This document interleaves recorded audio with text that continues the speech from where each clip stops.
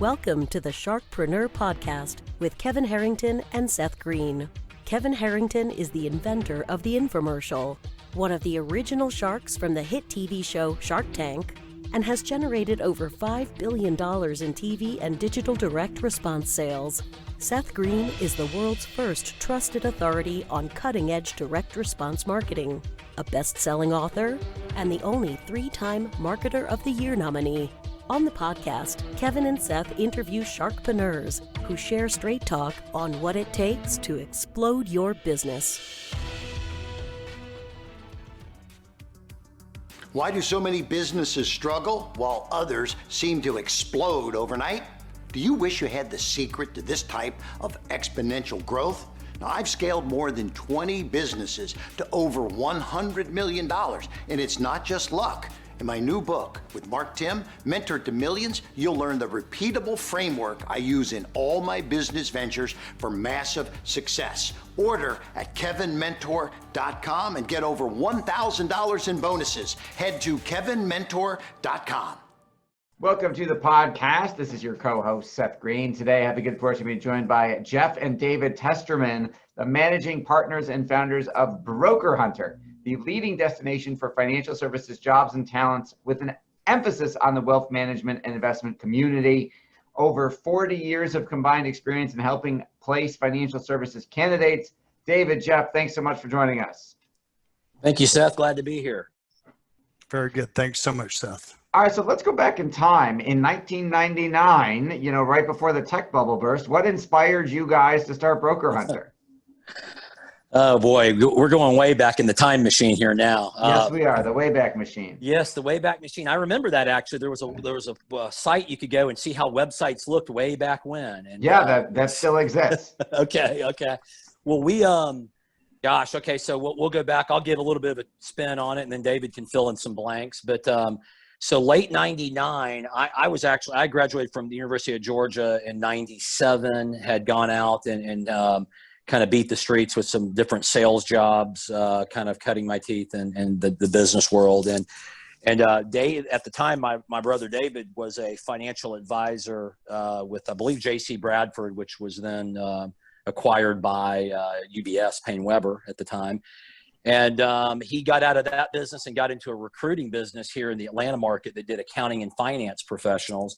And, it's just the timing on this was just one of those things that we wanted to be able to create something to allow and kind of help recruit advisors. There wasn't a tool out there. The .com thing was just starting, and there was a tremendous need for it. And so we actually started out as an employment website. It was more of a job board at the time.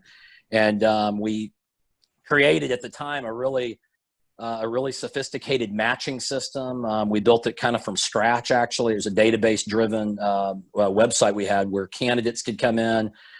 We captured a lot of data points on FINRA licenses and gross production and assets, and we were able to take that information and really kind of match them over to broker-dealers and employers that were looking for that kind of same type of candidate. It's almost like how a dating service is, where we were matching on qualifications. And so at the time, that was, nobody was doing that. And we actually launched the job board in May of 2000. And I remember we had a budget that we were burning through. We got the site launched, and David and I hopped on a plane and went to New York City and literally kind of beat the streets with some firms and some prospects we had. And we came back with a couple of pretty good contracts from some different companies at the time. And that really helped take off the company at that time. And David, I'll let you can give a little bit of background on that. I'm really trying to go way back, and my memory probably gets a little cloudy at times. So why don't you fill in a little bit and maybe take it from 2001 to kind of on up. Well, there was I don't remember exactly how, but we were all young enough and at a point in our lives where we could actually not have to overthink something too much. So it was like, True. Hey, everybody's really getting rich on these .com deals. What can we do? And, again, the recruiting, and hey, nobody's doing this. And we'd had some, there was a need for it. And it was like, why not us? So we just did it. And, it's been a career. I mean, there's certainly ones that, were more successful by multitudes of, billions, but this was, something that we filled a niche, and is one that we knew, and we've been able to kind of evolve and adapt with the industry the whole time we've been there. Yeah, I mean, that's kind of takes us to time, sort of, I guess. Yeah, if you remember, we've I mean, it has. And so it's Seth, it's morphed, into a number of different things over the years. And so what started out as a pure play kind of a job board employment site. And of course we went through 9/11, post 9/11, and the industry changed tremendously after that. A lot of companies left the New York City area. They had a high concentration of investment firms, obviously, in that market. And so it started to transform the industry, back then. And of course that took us into, the Great Recession, the bubble that burst back 08, 09 into 2010. And we've always just tried to kind of go where our clients take us. And so we had, we've evolved since that time frame. We've now gotten into a little bit more of a hybrid model where we still obviously have the employment, the job board, and we still do a lot of recruitment, marketing, and advertising through that channel. We've also built out more of a traditional recruitment channel as well. So we're working with advisors, with RIAs, with candidates directly, and helping facilitate introductions and sourcing for our clients, and getting more involved in that. And so, and that's just where the market's taken us. That's where our clients' needs are. And so we're able to, be pretty nimble, being a smaller company like we are. And we really try to be client focused and kind of do what's right for them. So, that kind of brings us up, probably where we're at. And, of course, now we're in another challenging time. We've lived through these. We've been through a few of them. And I have to say, this 2020 is definitely a pretty bizarre one. And it's going to be, we're yet to see what's going to happen. I don't know. As we get into 2021, we'll have to kind of see where things are. But typically in the recruiting industry, as a whole, that anytime you have market turmoil and any sort of things, like, of course, this is the extraordinary one, but usually it's good for recruiting. And we're seeing that there are a number of clients we have that are still really doubling down, and they're hiring, and they're, people are working from home, of course. And it's a different dynamic, but it's certainly something that I think we're going to see more of. So we'll have to see as we get probably into next year, how this thing really starts to play out once it settles in somewhat. Everybody's reevaluating everything right now, is what we're kind of seeing. So nothing's old things that used to be sacred are not anymore.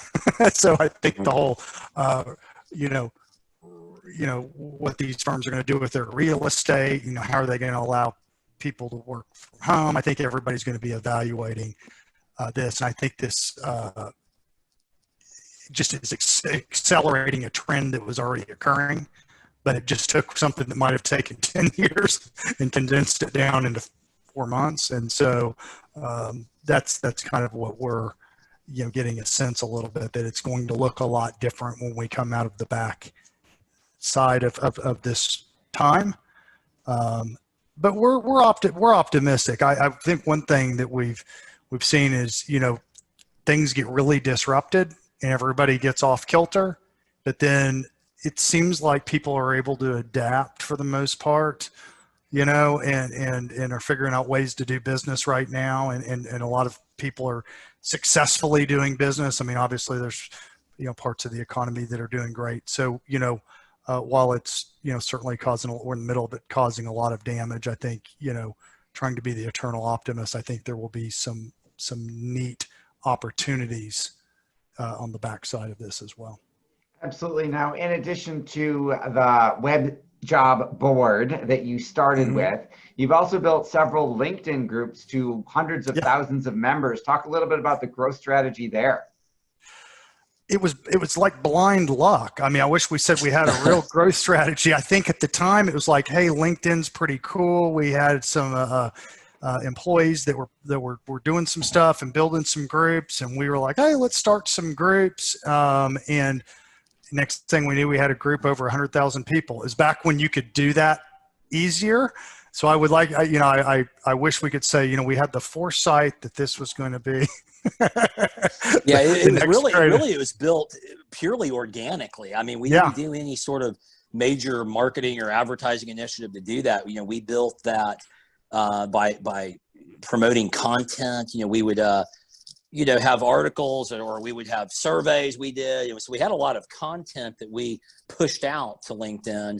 And that's how we were able to kind of start building a community. And we started the FSCC, which is the Financial Services Career Group. It's like the largest career group on LinkedIn for the financial sector. And within that, we've got 8 or 9 subgroups within that. And so we've got everything from the mortgage side of the business to wealth management, retirement planning, advisory, insurance, accounting and finance. We kind of kept some different buckets, if you will, that we can have specific content that goes into those. And so we did, like David said, it was this was probably in 2008 and 9, I would say, is when we really focused on growing that. And the groups have changed a lot of the kind of the rules on how they operate. We've seen it kind of go through some changes. It's still very valuable, and we're able to utilize those groups to not only promote internal events that we have, or whatever we have internally that we want to go to the market with, whether it be surveys or but also with our clients. We're able to really engage with advisors and candidates within those groups that we ultimately are able to introduce to our clients and kind of take them through that process. So it's like we said, it was purely organic. It was kind of a grassroots campaign that we did back then, and it's still growing to this day. It's just the growth rate's obviously not like it was back then, but we're adding thousands a year to it, and it's a good thing. Well, congratulations on that. I know not only do you use it to pull recruiting from, because you basically you have your own media platform with that. Do you also use that? You talk about promoting. Do you use that for, let's say, the advertising revenue or any other ways to monetize it? We have in the past. We use it right now. Predominantly, what we try to do is, we want it to be a community, and we want it to provide value to our community members. So, we try to use it to promote, webinar events we do for clients and things like that our audience or our groups might find valuable. Because of the nature of the group, it's a financial services career center. It's pretty straightforward, the name. These are folks that are not only, typically in the financial business already or looking to get in, but they're also career focused. So we try to, serve up, content that we feel like that would be valuable to them, that they would be interested in, participating in. So we try not to sell, right? That's kind of our philosophy with it. We try to go delicately on the groups because we have built a good community within that. And so we try not to sell to the group. We don't allow like just shameless promotion and different things to it. We want it to be a place where candidates can come and they can, can network within the group. They can gather information. They can research companies. They can, attend events or things that we've got out there. And so we try to keep it more community based and less, direct promotion. And I think that's been, that's a proven technique that's worked over the last, really the last decade for us. And you've sourced so many candidates for so many different financial services firms. What do you see across the board, like industry-wide? What are some of the biggest success factors in terms of having somebody build a sustainable, long-term, decent production career book of business? Well, the business has certainly changed dramatically. There's a lot of different business models out there right now. There's two big trends that we've seen. We do a lot of recruiting for independent broker-dealer channel. So there's a lot of movement that's of advisors that have reached some level of success and then moving to the independent or RIA channel. So once they built up a practice, they go there, they get the high payouts and all of that. To get started in the business is really tough. There's some firms that have a tremendous amount of assets. One's like a Fidelity Investments. Sure. There's some others that already have so many clients in households that they work with that when they bring advisors on, they're essentially giving them a book of business to serve those households. So that's a different model. It's not sales oriented, it's more service and planning and doing the financial advisory work. To go into the business, from scratch as a new person that doesn't have a book of business, that's been a challenge of this industry for a long time. It's become so difficult to gather assets and to build a book of business without some kind of a niche or some kind of an advantage. So we'll see people come in that are new that'll, partner up with an older advisor, more experienced advisor, kind of on a succession thing as a junior partner. Those scenarios are around, very difficult for somebody to find. There's bank broker dealer. All the big banks have those. Those can be good programs for somebody wanting to get in the business. Again, anything that you can do as a new advisor coming into the business to get those accounts, to get those households, because it's become a very difficult business to do it in the old-fashioned way, which you would cold call and do these things, and I just don't know that you can do it fast enough anymore. So, or that you can even do it anymore at all with the do not call list and everything. So the client acquisition has become kind of the name of the game. There's also a lot of industry disruption. Robinhood, Acorns, M1, there's the robo advisors. I mean, there is a lot of different options out there for investors when they're looking to invest their money, that takes away in a lot of respects from a traditional, advisor. So there's a lot of headwinds for the advisory business. One of them is kind of the race to zero on commissions. You'll see a lot of firms, zero commissions, zero fees on mutual funds, zero this.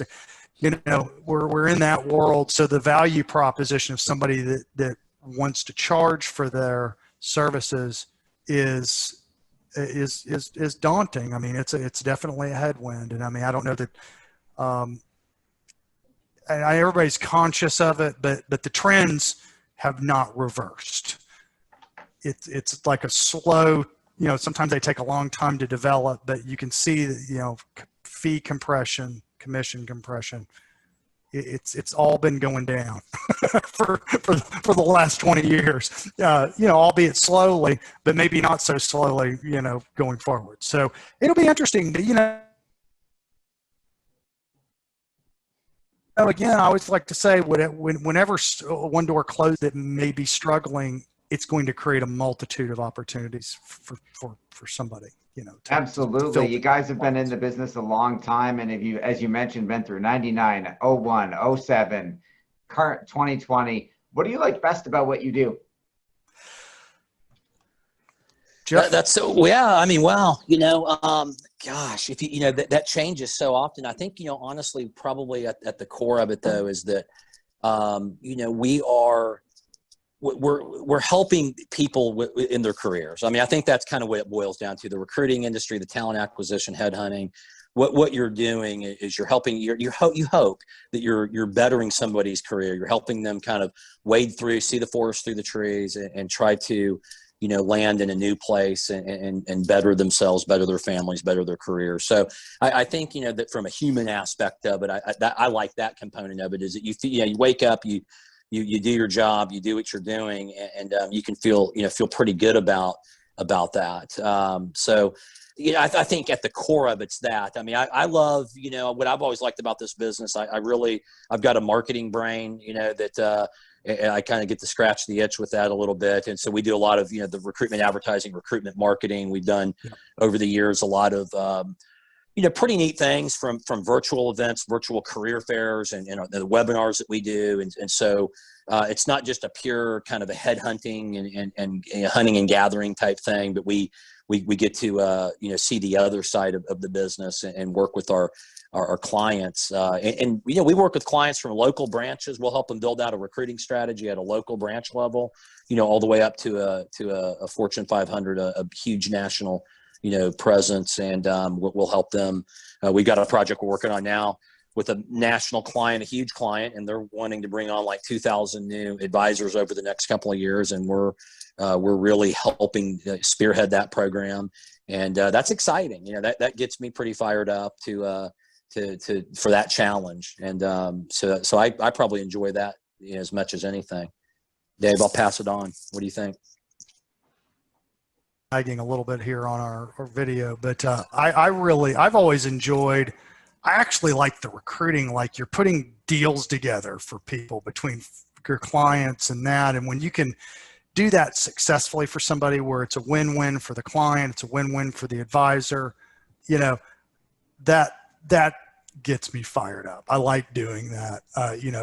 There's kind of there's a sales aspect of it. You're kind of out, as the name suggests, broker hunting, but you're out trying to find people, and you've got that aspect of it as well. So, that ultimately what's allowed us to do this for as long, because I think if you didn't enjoy it, it would, like anything, if you don't like it, it can become fairly monotonous. But I mean, we, get fired up about it and have been doing it for a long time, and plan on doing it a lot longer. So, that's what kind of gets our, gets us up in the morning and excited. So. Awesome. For our listeners and viewers who want to learn more about what you're doing, where is the best place for us to send them? All right. It's easy. www.brokerhunter.com. Yeah. If anyone has any specific questions, they can email me. It's fine. My email's super easy. It's Jeff, Jeff, @brokerhunter.com, all one word. If anyone's got any questions about recruiting trends or kind of where things are headed this year into next, we'll try to defog the crystal ball a little bit, see what we can find out. But we'll definitely field any questions or anything that way. Awesome. Thank you so much. We know your time's incredibly valuable. We greatly appreciate you spending some of it with us. This has been Seth Greene with Jeff and David Testerman of Brokerhunter.com. Jeff and David, thanks again. Thanks so much. Thank you, guys. Take care now, Seth. Thanks, everybody, for watching or listening, and we'll see you next time. Do you need money to fund your idea, product, or service? Are you ready to take your business to the next level, but need capital to get it done? Kevin Harrington has heard more than 50,000 pitches and knows how to help you make the perfect pitch to get the funding for your entrepreneurial dream. He's distilled the process down in his perfect pitch cheat sheet, and it's yours for free. Just text PITCH to him right now at 727-888-2100.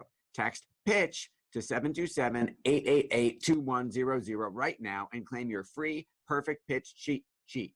Text PITCH to 727-888-2100 to start funding your dream today. This show has been produced by Market Domination, LLC.